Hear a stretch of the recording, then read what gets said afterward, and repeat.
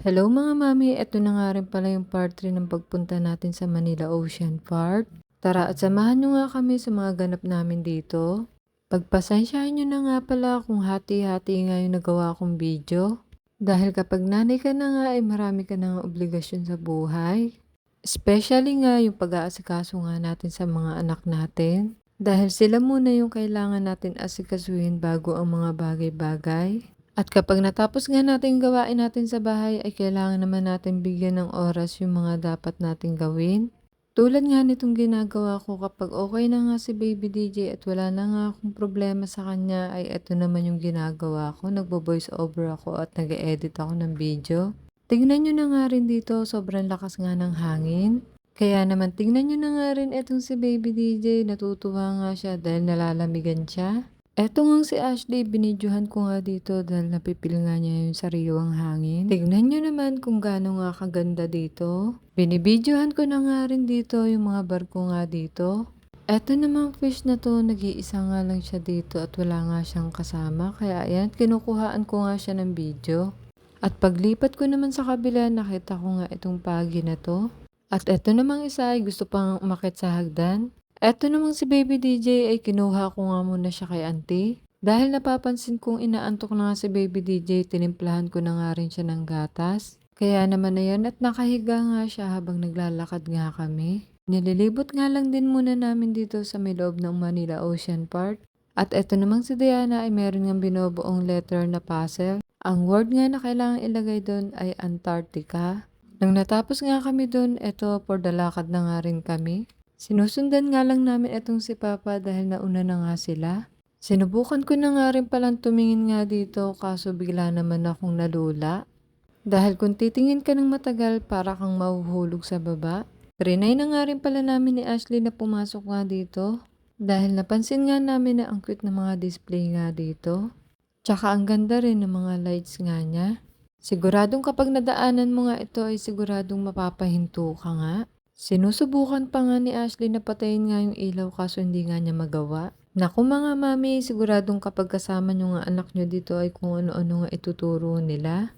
May ibang bata pa naman kapag hindi mo nga naibigay yung gusto nila ay umiiyak. Buti pa nga itong si Baby DJ, hindi pa nga niya masyadong alam to kaya parang wala pa nga siyang pakialam. Basta nakikita ng mga mata niya ay masaya na siya. Tingnan nyo naman yung mukha ko dyan, nagkaroon nga ako ng mga tagyawat simula nung pinagbubuntis ko nga itong si Baby DJ. At kahit nga 1-year-old na itong si Baby DJ, talaga nagbe-breakout nga yung mga acne ko sa mukha. Pero para sa akin, okay nga lang yan. Basta tinitingnan ko na nga lang yung sarili ko, ang sinasabi ko, basta maganda pa rin ako. Ganun nga ako kabilib sa sarili ko. Okay nga lang na hindi muna tayo makabawi sa sarili natin basta as long as hindi nga natin napapabayaan yung mga anak natin. Ang tanging iniisip ko na nga lang ay wala ngang perpekto sa mundong ito. Dahil lahat nga tayo ay meron ngang kapintasan sa sarili natin, iba-iba nga lang. Kaya sinasabi ko na nga lang sa sarili ko na hindi nga ako perpektong tao. Sadyang may mga tao nga lang talaga na mapanghusga. Balik na nga rin pala tayo dito at eto, nandito pa nga rin kami naglilibot-libot. Eto namang si Ashley, ginagalaw nga yung mga laruan dito at pinapailaw nga niya. Sabi nga namin sa kanya ay hindi pa nga namin pwede ibili si Baby DJ ng ganyan. Dahil siguradong ilang araw nga lang yan, sira-sira na yan at butas na. Nandito nga kami ulit sa may baba, tingnan nyo naman kung gaano nga kalawak to at kaganda. Tinuturo-turo ko na nga rin kay Baby DJ yung mga ball nga dito sa may taas. Kinuha nga muna sa akin ni Diana itong si Baby DJ at ayan nilalaro nga niya. Habang binibidyohan ko nga sila. Hindi pa nga masyadong nakakalakad itong si Baby DJ kaya naman ayan at binaba nga ni Diana para palakarin. At ako na nga rin munang kumukuha ng video dahil si Papa Dennis ay nagpapahinga. Dahil nangangawit na nga daw yung mga kamay niya. Inalalayan na nga rin ni Auntie etong si Baby DJ para palakarin. Habang etong si Diana ay nakaalalay nga sa katawan ni Baby DJ. Marami nga din nagsasabi na magkahawig nga din tong dalawa na to. Eto namang si Papa Dennis at si Ashley sabay pang napatingin sa akin. At nag-heart finger pa nga si Papa Dennis. Dahil nagsasalit-salitan nga lang kami kay Baby DJ na kargahin, eto namang si Auntie ang may hawak sa kanya. Hindi na nga rin kasi biro yung bigat nga ni Baby DJ. Sadyang nakakangawit na nga rin talaga siya.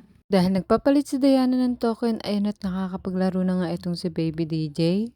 Kala mo naman alam nga niya paanda rin itong motor na 'to. Ayan at kung ano-ano na nga lang yung pinipindot niya. Hangga't bata ka nga Baby DJ, enjoyin mo nga lang yan. Siguradong mapapanood mo nga rin 'to kapag laki mo na. At masasabi mo na nga lang sa sarili mo na eto pala ako nung bata ako. Tingnan mo naman at kung gaano ka nga ka-spoiled diyan sa tita ninang Diana mo. Dahil binibigay nga niya yung nagpapasaya sa'yo. Napakaswerte mo dahil may mga tao ngang nagmamahal sa'yo. Trinay na nga rin namin sumakay dito sa carousel na 'to, eto at nahihiya pa nga ako. Dahil baka ako pa nga maging dahilan ng pagsira nga nito. At dahil wala ngang hahawak kay Baby DJ, ay trinay ko na ngang sumakay. Dahil mahihilo at mahihirapan nga si auntie kapag siya nga yung humawak kay Baby DJ. So paano ba yan mga mami? Hanggang dito nga lang ulit yung mapapakita ko nga sa inyo. Dahil may karugtong pa nga ito, may part 4 pa nga tayo. Hindi ko na nga rin kasi matuloy-tuloy itong pagbo-voice over ko dahil si Baby DJ ay tinatawag na nga rin ako.